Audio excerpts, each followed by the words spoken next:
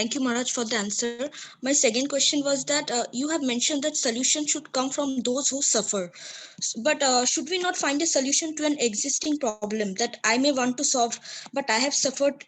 I have not suffered it directly, but indirectly. But I can feel for others, and I don't want others to go through same. So we can That is take into absolutely okay. That's absolutely okay. But you are suffering indirectly. But my point is, always take account who suffers as a first-hand complainer, first-hand documentation. Your understanding of their suffering may add to it, but we actually have no idea about suffering. It is not the condition. It is not what you see.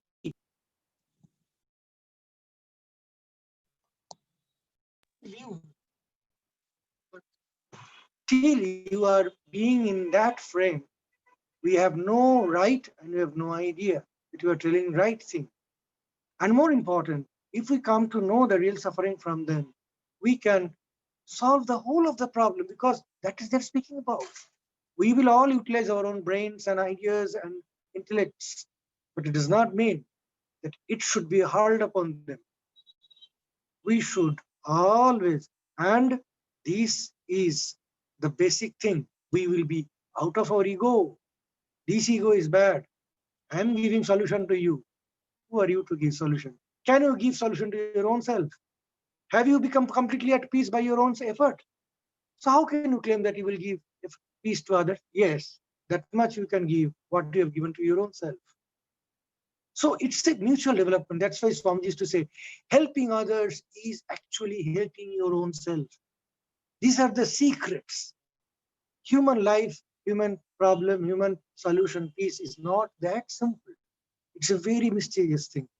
But because it always involves human, we are always enthusiastic and we are always very much proactive in solving it, because actually it solves our problem, our own problem.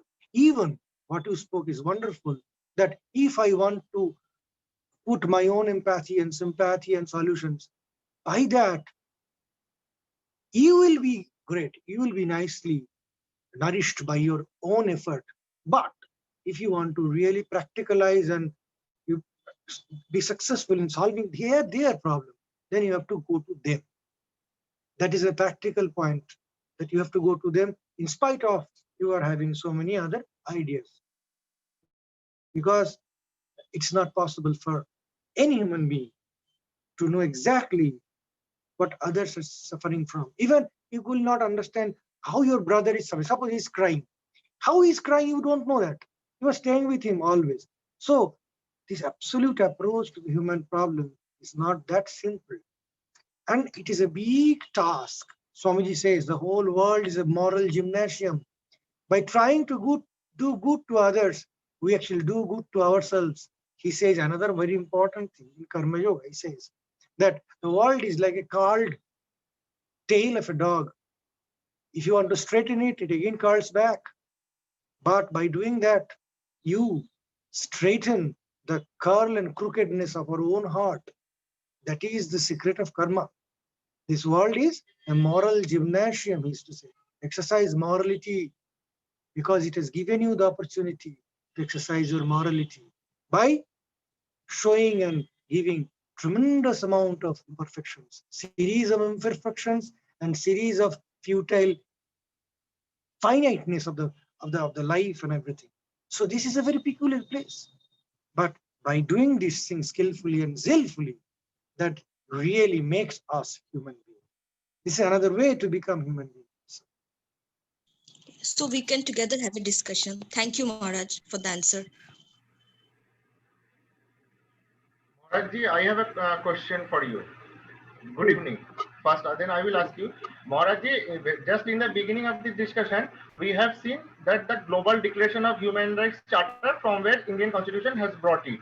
But the main drawback that our lawmakers has made it is that the human rights, the commissioner, the posts that are chairperson that are there, these are all non-constitutional bodies.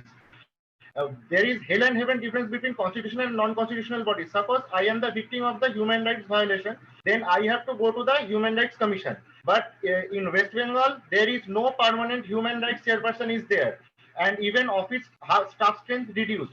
There is grossly violation of human rights going on. No one is taking the complaint. Then what remedy we have? If we are asking the chief, I am taking a wonderful example and practical phenomena. Shiladitya Chaudhary, a farmer, just give a question to our honorable chief minister why he is not getting the urea fertilizer in government subsidy rate. The chief minister put him in the jail. Human rights condemned it, but he was not at all released from the jail. After that, they have to go to the high court. Then a long process is there for an ordinary citizen to fight against leader like chief minister. And in our area, a heavy influential leader is there of TMC who is grossly violating human rights day by day. But normal human citizens don't have any formality or not having any avenue to lodge their grievance, because in court already 10 lakhs cases are pending.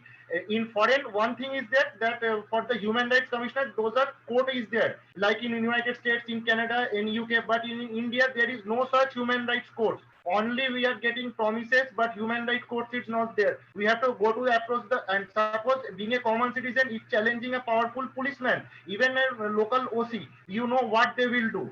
For police, murder is also not a custodial murder and custodial torture. Every day we are seeing in the newspaper. Ultimately, human rights benefit any citizen is getting. I am asking you this simple question. It's an absolutely political question. And as a monk, I don't answer. I even don't know the political knobs and other things. But the working and any framing of a system, as a general principle, we know when it comes out as a real and accessible and formidable public voice, then in democratic setup, it is implemented. This is how the democracy runs. Now, wrong and right, we all know. We all are aware of wrong and right things. Not only today, from ages, we know these things. And we know this is a system. No system is absolutely perfect. That also we know. But point is, this being a political and socio-political question, which involve administration and politics, what we have said, all these things. Now, these things, I think I am not the person to answer, because Your photo not coming. I am not the person, because I'm a monk. I'm not supposed to even comment on these things. So these things has to be, you can address, well address the person who are involved in this legitimatization, and your body also, this human right body, they must have been having connections with administrative bodies and other legal bodies and etc., who can really help you to give a line of thinking in setting up or solving your problem. But one thing is sure, that the thing, all the systems, be it right, be it law, be it administration, democracy, whatever do, I mean, all the other countries who have mentioned, they have their own problems. Not a single system is absolutely okay. It can never be.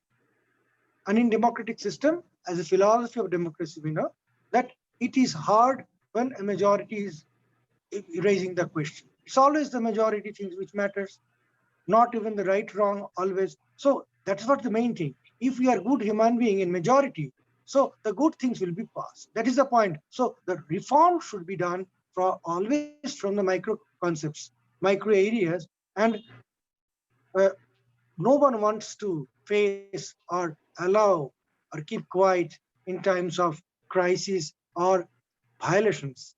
That we know. But point is, remedy, as it is a law and right commissions are there and everything. So there is, at least when you see the history of Human Rights Commission, it was not there before, I think 1950s or something like that. It was not there. So how the body came into action? So like these things are amended and adopted in the body only on basis of the need. The need in democratic setup has to be put to the people who are going to implement it. This is the only way of democracy. And that's why when it is involving people by the people, the majority of the people is good, means it will be good. That is the only way we can think. And you were right that it is not the village, not the house, which are concerned, the human being. So you can, of course, take proper guidance from the people who are concerned, who can have connection with this. That much I can say. Thank you. Yes, thank you, Maharaj.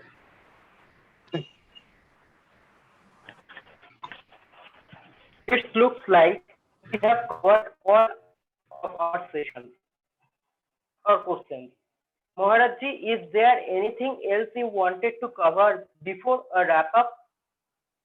No, there are a lot of things. Actually, what I have discussed is a outline, and Swamiji's way, we always are thinking in light of Swami Vivekananda. So Vivekananda always wanted a root and branch reform. That I am again telling. Root and branch reform means you have to go to the real cause.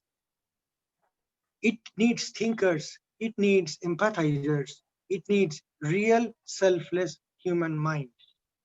Problems are there, and that is only making us impatient. But very importantly, very carefully, you have to choose that we have to go to the root. And I think that is the only way to both make the human rights, responsibilities, human nature, and human implementation in human society.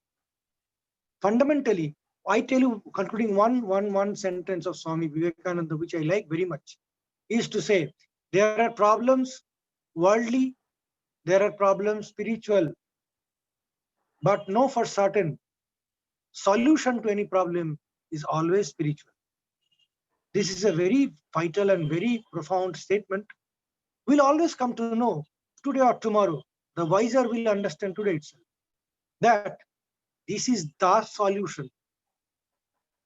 Making some hues and cries is not the solution. As I said, making a violence is not a solution.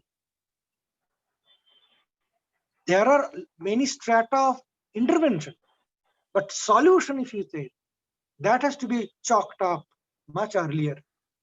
Then only we can arrange the whole thing, how it can percolate into the society and help us. That is what I understand. A lot of things are there to understand. Even the rights and responsibility which are encoded in law, they also, you'll see, they are all intertwined, and maybe sometimes it can be interpreted as a mutual contradiction. So there are a lot of provisions and other things are there because they are made on the brink of a crisis. These laws are always made on basis of a crisis. But you have to take it much holistically. You have to make the human thing very clear. What Swamiji says, that he used to say always in letters and lectures, he'll always say, I want human, human, human. Manush chai poshu noy is very clear. So what is an animal human being? What is a divine human being? What is a human real? What he wanted? So that to be defined, the more we define that, the more we'll be respectful for human being, will feel responsible for becoming a human being, and will help others to become human being. That is the only way it works.